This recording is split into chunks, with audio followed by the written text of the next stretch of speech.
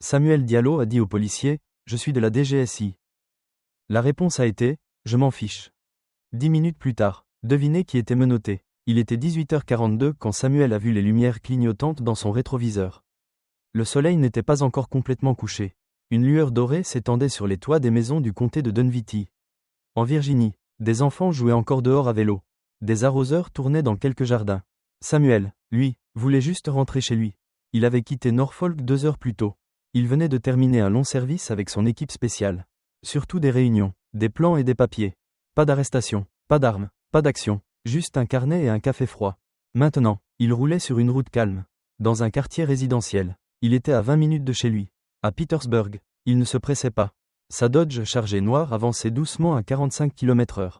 Pas de musique, pas de bruit, juste le son des pneus et le bourdonnement léger de la clim. Puis une voiture de shérif est apparue derrière lui. Pas de sirène, juste des lumières. Elle s'est rapprochée vite et fort. Samuel a soupiré par le nez. Il a mis son clignotant et s'est arrêté sur le côté.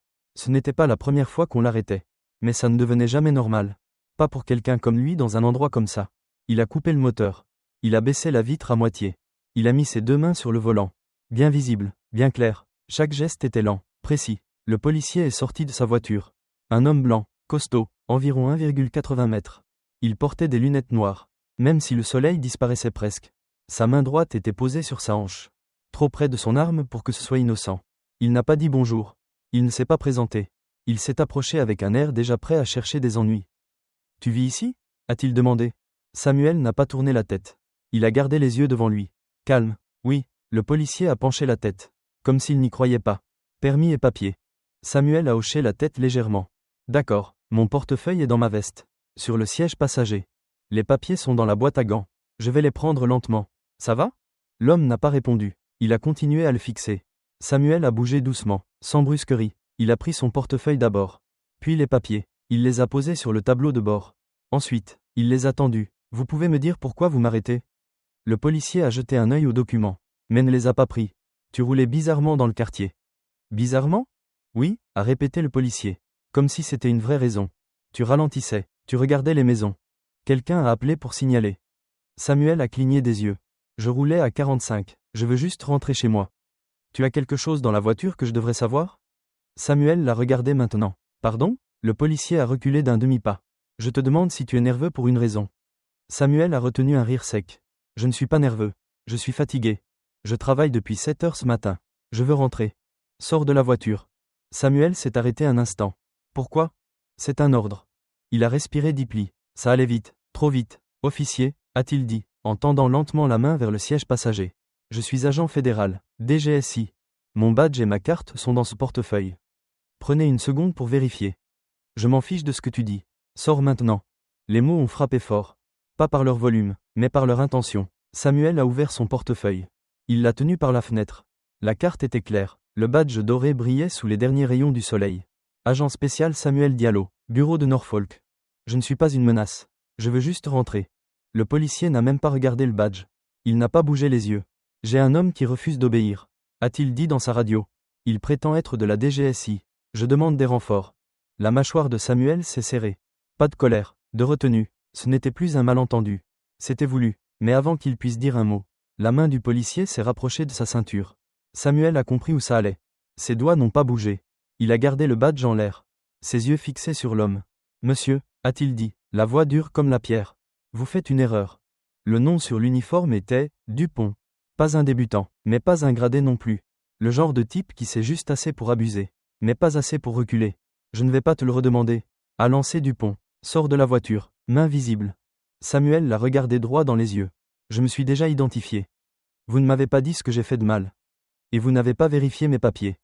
Le visage de Dupont s'est crispé. Il détestait ce ton calme. Sûr, maîtrisé. Tu crois qu'un faux badge te donne le droit de parler ? Samuel n'a pas répondu. Il a lentement détaché sa ceinture. Il a ouvert la porte. Il est sorti, main levée. Je coopère, a-t-il dit. Mais écoutez-moi bien. Je ne résiste pas. Je ne suis pas une menace. Et vous devez appeler votre supérieur tout de suite. Dupont s'est avancé. Il a poussé l'épaule gauche de Samuel. Fort, pas assez pour le faire tomber, mais assez pour montrer qui commande. Samuel n'a pas réagi. Il est resté droit, immobile. Je ne vous avertis pas en tant que civil, a-t-il dit doucement. Je vous avertis en tant qu'agent fédéral. Chaque seconde de ceci sera examinée. chaque geste que vous faites. Dupont respirait plus fort maintenant. Il s'est rapproché. Tu me menaces? Non, a dit Samuel. Ce n'est pas une menace. C'est un avertissement. Il y a eu un silence d'une demi-seconde. Puis Dupont l'a retourné d'un coup. Il a tiré les bras de Samuel en arrière. Samuel n'a pas résisté. Pas parce qu'il était faible, mais parce que c'était le choix le plus fort à ce moment. Dupont a sorti ses menottes. Il en a mis une sur le poignet droit de Samuel. C'est là que les voisins ont commencé à regarder. Une femme qui arrosait ses plantes s'est arrêtée. Tuyau en main. Un homme qui promenait son chien s'est figé sur le trottoir. Des téléphones sont sortis. Samuel a vu un ado filmer depuis un Porsche. Il a croisé son regard un instant. Il n'a rien dit. Il a laissé la caméra tourner. Je veux être très clair, a dit Samuel, assez fort pour être entendu. Je suis l'agent spécial Samuel Diallo de la DGSI. Vous me retenez sans raison. Je ne résiste pas, et cet officier viole les règles. Continue de parler, a marmonné Dupont. On verra ton histoire quand tu seras dans ma voiture. À ce moment, la radio de Dupont a grésillé. Des renforts arrivaient. Dans 2 minutes, Dupont a poussé Samuel vers le capot de sa propre voiture. Il s'est penché près de lui. Je m'en fiche de qui tu dis être. Tu n'as rien à faire ici. Et si tu mens, tu vas tomber de haut. Samuel n'a pas bougé. Il n'avait pas peur. Il était furieux, mais pas bruyant. Une colère froide, contrôlée. Vous ne décidez pas qui a sa place où, a-t-il dit. Votre badge ne vous donne pas le droit d'ignorer le mien. Dupont n'a pas répondu. Il a fermé la deuxième menotte. Le métal était serré, trop serré, exprès. Samuel a respiré 10 plis. Il a regardé droit devant lui. La rue était devenue silencieuse. Même les grillons s'étaient tus. Mais au loin, il a vu d'autres voitures arriver. Les renforts étaient là, et avec eux, un règlement de compte. La deuxième voiture s'est arrêtée vite. Lumières allumées. Une troisième a suivi, plus lente, juste derrière celle de Dupont. La porte de la première s'est ouverte. Une femme grande et mince en uniforme est sortie. Elle avait la quarantaine, des yeux perçants et des cheveux bruns attachés en chignon serré. Elle marchait avec assurance. Pas pressée, pas timide, comme une habituée du commandement. Lieutenant Claire Dubois. Elle a regardé la scène tout de suite. Un homme noir menotté, silencieux, près d'une chargée noire. Un policier blanc, gonflé d'adrénaline, presque brillant, et des voisins de chaque côté, qui regardaient, filmaient. Situation? A-t-elle demandé. Dupont s'est redressé, voix trop forte. Suspect agissait bizarrement, prétend être de la DGSI. Il a refusé de sortir quand je l'ai ordonné. Pas coopératif. Dubois a tourné les yeux vers Samuel. Elle l'a observé, son calme, sa respiration régulière. Il n'avait pas encore parlé. Puis elle a vu le portefeuille avec le badge sur le toit de la voiture. Elle s'est approchée. Elle l'a pris, l'a ouvert. Ça a pris moins de 2 secondes. Sa tête a bougé légèrement. Ses yeux sont passés de Dupont à Samuel. Agent spécial Diallo? A-t-elle demandé, avec une pointe de reconnaissance. Samuel a hoché la tête une fois. C'est moi. Dupont a eu l'air perdu. Attendez, quoi? Dubois a fermé le portefeuille, le tenant fermement. Tu as menotté un agent fédéral? A-t-elle demandé à Dupont. Il a refusé mes ordres. Roulait lentement, observait les maisons. Quelqu'un a appelé pour signaler. J'ai suivi le protocole. Le protocole? A répété Dubois, son ton devenant froid. Quelle partie dit d'ignorer une carte et de menotter sans vérifier? Dupont a ouvert la bouche. Mais rien n'est sorti. Dubois s'est tourné vers Samuel. Agent Diallo, êtes-vous blessé? Non, a-t-il dit, juste manqué de respect. Elle a hoché la tête. Je vais faire enlever ces menottes tout de suite. Je m'excuse pour ce qui s'est passé. Elle a regardé par-dessus son épaule. Officier Lopez, enlève-lui les menottes. Un jeune policier s'est avancé. Il a hésité un peu, puis a obéi. Samuel a bougé ses poignets quand les menottes sont tombées.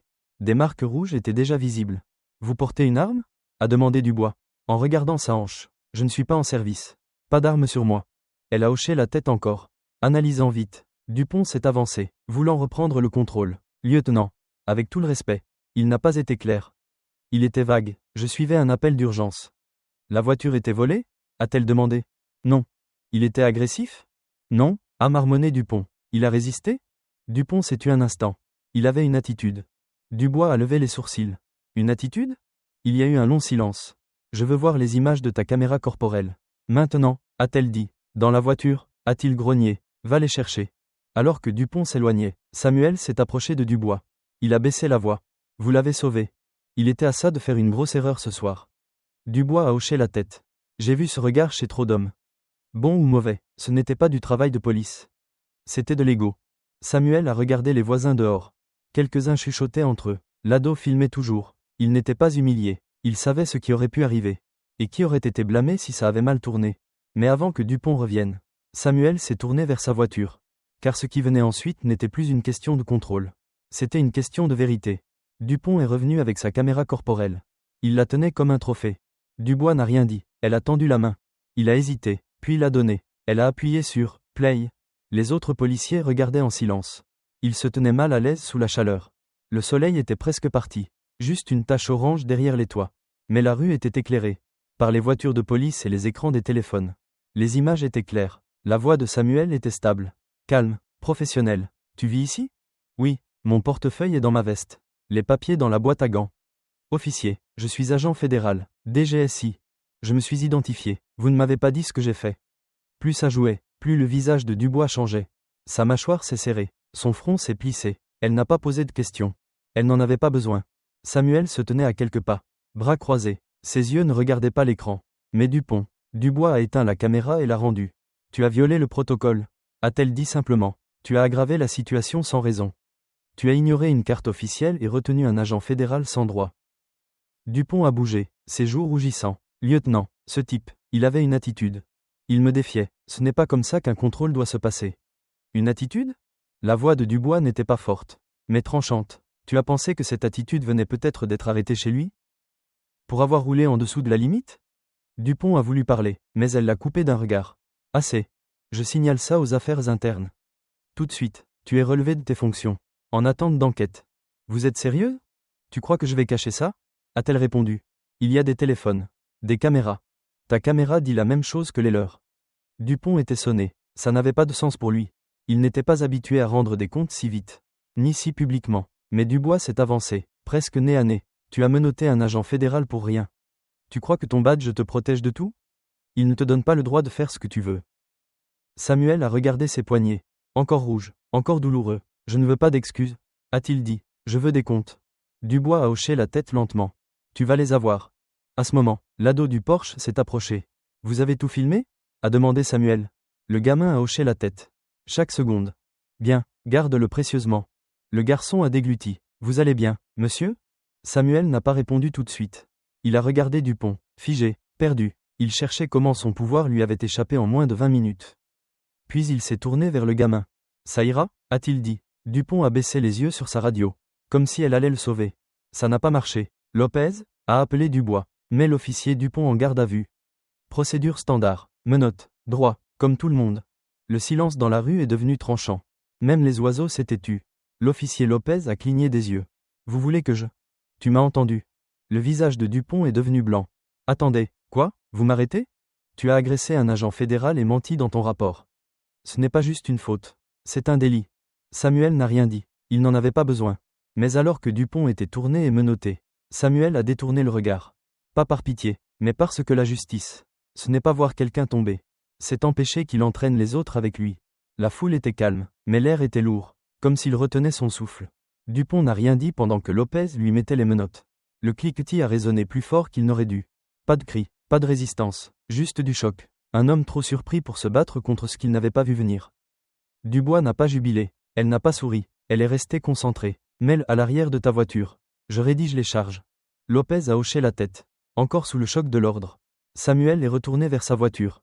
Il a frotté ses poignets encore, puis s'est appuyé contre la portière. Il a regardé de l'autre côté de la rue. La femme avec le tuyau était toujours là, immobile comme une statue. L'homme avec son chien avait sorti son téléphone aussi. Ce n'était pas juste un contrôle qui avait mal tourné. C'était autre chose maintenant. C'était vu. Dubois s'est approché de Samuel.